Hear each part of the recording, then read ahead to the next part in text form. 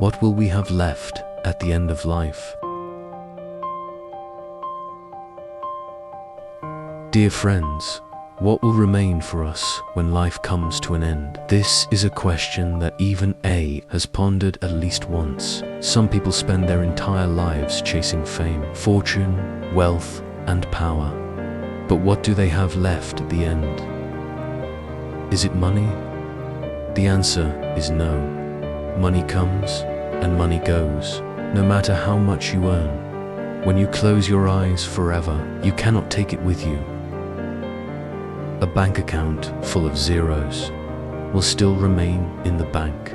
In your final moments, then, is it your children? The answer is still no. Even though you share a strong bond of blood, kinship, and love, your children can only give you reunion. Filial piety visits joy and care in old age. So, after a lifetime of busyness, what will we have left? Let's join life philosophy to find the answer in today's video. There is a story that says, long ago in India, a young man unfortunately died of illness. At the moment of his final breath, his short life in the mortal world ended. He saw the Buddha holding a chest and walking toward him. The Buddha kindly said, "Let's go, my child." The young man looked at the Buddha with regret and pleaded, "Dear Buddha, my life passed too quickly. There are so many things I still want to do, so many things left unfinished." The Buddha replied, "I am sorry, but the time has come for you to go." The young man looked at the Buddha anxiously and asked, "Dear Buddha, what is inside that chest of yours?" The Buddha replied, "This chest contains your relics." The young man wondered, "My relics? Do you mean money, jewelry, and my personal belongings?" The Buddha shook his head and smiled. "Those things were never truly yours. They belong to the earth." The young man continued guessing. "Then, could it be my memories?" The Buddha said, "No, your memories belong to time." The young man asked again, "Perhaps it is my talents?" "No," replied the Buddha, "your talents belong to your path of enlightenment." "Then surely it must be my family and friends." The Buddha replied, "No, they belong to your heart." The young man kept thinking and finally declared, "Then surely my relic must be my soul." The Buddha looked at him and said, "You are completely wrong. Your soul belongs to me." Receiving the chest from the Buddha, he opened it and was utterly surprised to find it completely empty. There was nothing inside. In that moment, he was shocked and awakened. Everything he had pursued all his life, sacrificing his health to gain, was nothing but fleeting illusions. Money, status, houses, now none of them could be taken along. Dear friends, life may seem long, but it is short. In the blink of an eye, day turns to night. Life is fleeting and impermanent. There are truths we should realize early. When we are young and strong, we rarely think about our health. We get lost chasing money and chasing our own pleasures. Only when old and sick do we suddenly realize that the most precious thing is health. The most valuable treasure is life itself, our very existence. First, we must have a healthy body. After a lifetime of struggles, the only thing left is your body. As long as the body remains, life continues. It is always our companion through every moment of life. Only the body protects our life and our heart until it has exhausted all its energy. If the body is strong, you can go further and reach higher. But if the body runs out and can no longer function, your life comes to an end. Therefore, the body is the final priceless treasure you must cherish. There was once a tycoon who died young. His wife took the 19 billion inheritance and married the chauffeur. The driver, overjoyed, declared, "In the past, I thought I worked for my boss. Now, I realize the boss was actually working for me." From this, we see the one who lives longer is the true winner. The biggest mistake in life is trading away our health for everything else: wealth, love, power, status, forgetting that only with health can we truly call it wealth. A healthy body defines quality of life. If you are strong and agile, you can care for yourself and enjoy your hobbies without needing help from others or relying on your children. Therefore, to stay healthy in daily life, we must exercise regularly. Also, stay cheerful and optimistic. Smile and talk more. Avoid negative energy. Be less angry. Ignore trivial matters. Only then can we hope for health and longevity. Second, cherish every moment of the present. Lao Tzu once said, "If you feel sorrow, you are living in the past. If you feel anxious, you are living for the future. But if you feel at peace, you are living in the present." We live in the present, yet our minds dwell on the future and the past. Then, when tomorrow comes, we think again about today. This is meaningless. So why don't we live fully, live wholly in the present? For the remaining years, in each of our lives, live comfortably, live happily, because with each passing day, we lose a day. So when a day comes, let us enjoy that day. Enjoy it, for we don't know how many days remain. Happiness is created by ourselves. Joy is also something we find for ourselves, hidden within the small events of everyday life. Happiness is what surrounds us right now. It is within our reach. The only way to make tomorrow better is to live fully. Today, money is important in everyone's life, but money is not everything. Do not overvalue money and do not become its slave. Though we know without money, it is hard to live in comfort. We still know that when we are born, we bring none with us, and when we leave, we take none with us. Money can buy a grand castle, but money cannot buy a true home. Money can buy us conveniences, comforts in life, but money cannot buy health, nor the happiness of our lives. The remaining years are too short. We must live them worth living. We must enrich our lives. Eat what you want to eat.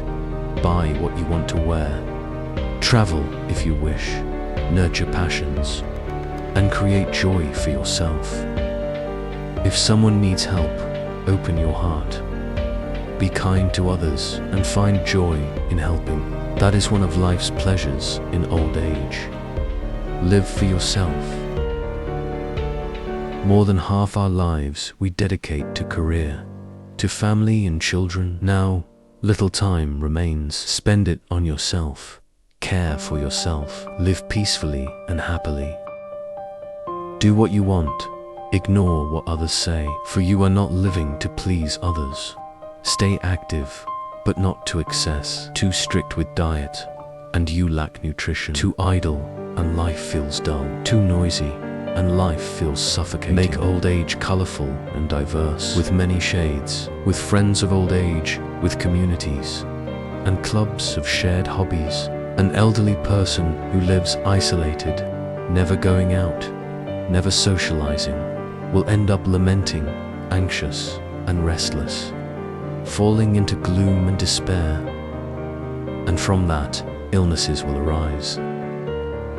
Never say or think, "I am old. I am of no use to anyone."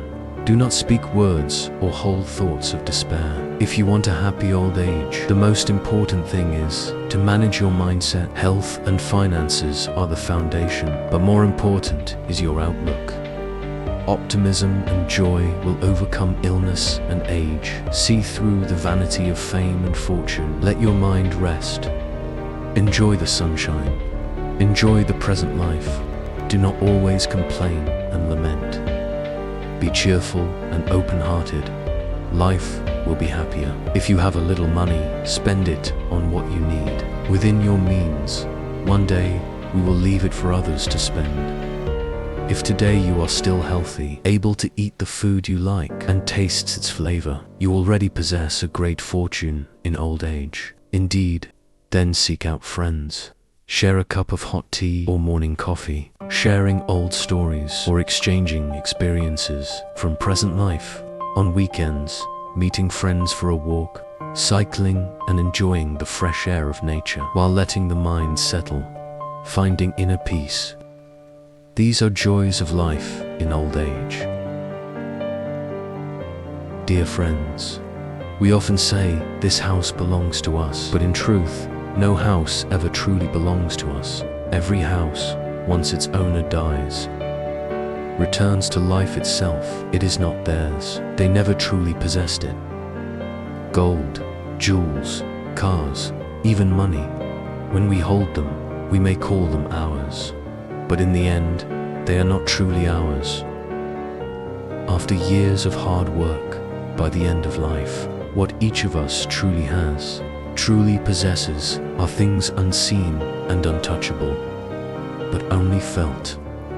A healthy body, a free and peaceful old age, the ability to do what we love.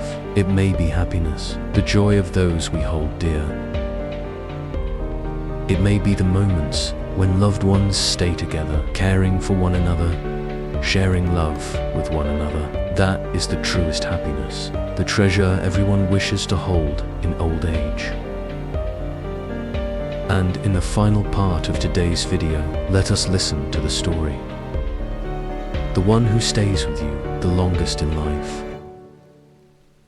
The story tells of two brothers living together in a small village.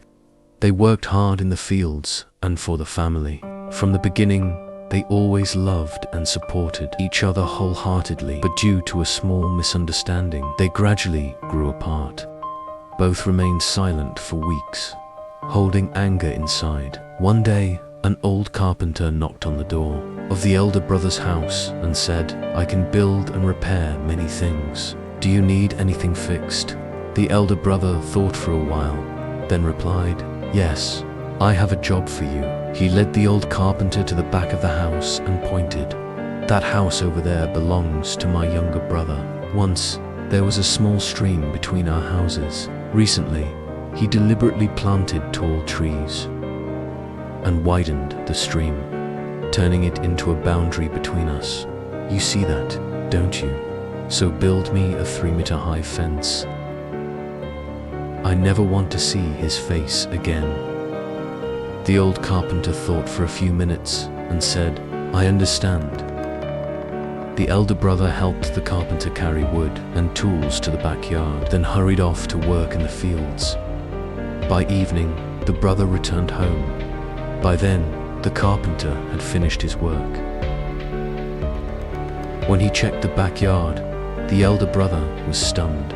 His face froze, and he was speechless. Where there should have been a tall, solid fence, stood a bridge instead.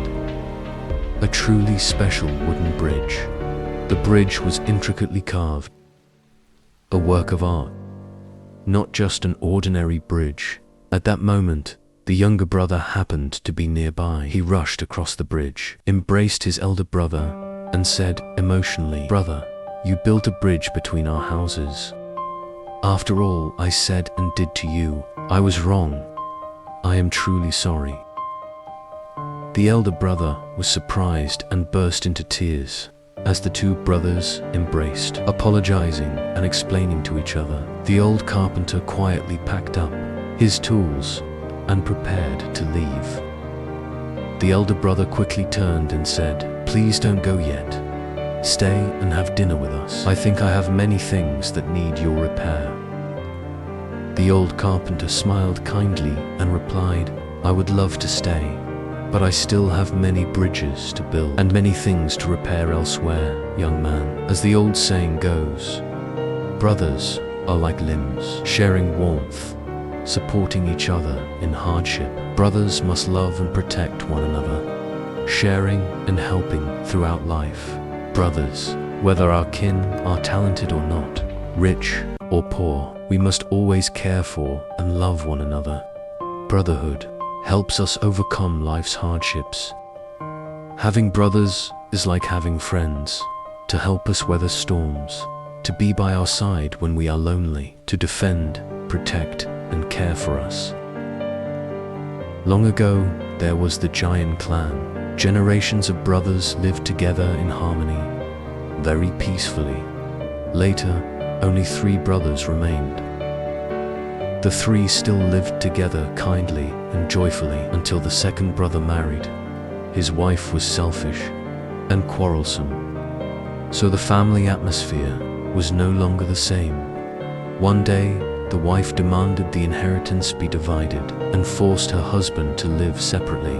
At first, the husband, remembering years of brotherhood, couldn't bear to part. But with his wife's constant nagging and quarrels making trouble every day, he eventually gave in and told his brothers he would move out. The eldest brother, unable to persuade him, had to divide the inheritance into 3 equal parts. Only one ancient tree remained in front of the house, lush and full of branches. They did not know how to divide it fairly. The 3 brothers thought, and finally decided to cut it down, saw it into planks, and divide into 3 parts. But on the day they planned to cut it, that morning they went to the garden and found the tree had already withered. The eldest brother hugged the tree and wept bitterly. His 2 younger brothers said, "It's just a withered tree. What's there to grieve over?" The eldest brother replied, "I do not weep for the tree, but even a lifeless tree, hearing it would be split apart, withered in sorrow. How much more so for us, of the same blood. Looking at the tree, I think of us 3 brothers, and I must cry." Hearing this, the 2 younger brothers understood, looked at each other, and burst into tears. The wife who had urged her husband to separate also shed tears in regret, bowed and apologized to the brothers, and vowed never again to divide them. The 3 brothers once again lived together in harmony and joy as before. The old tree that had withered returned to its lush, green state. People often say, it takes 100 years of cultivation to share a boat, and 1,000 years to become husband and wife. But no one knows how many years of cultivation it took for us to become brothers and sisters in this life. So let us truly cherish this bond. Among your loved ones, the ones who walk with you the longest in life are not your parents nor your lover, but your brothers and sisters. Those siblings in this life.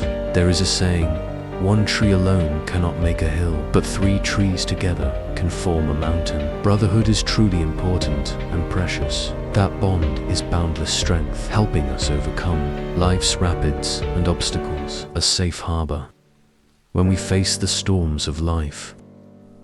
In youth, let us realize this early, so we do not waste warm and memorable moments with the ones we love. Thank you for listening. Goodbye, and see you again.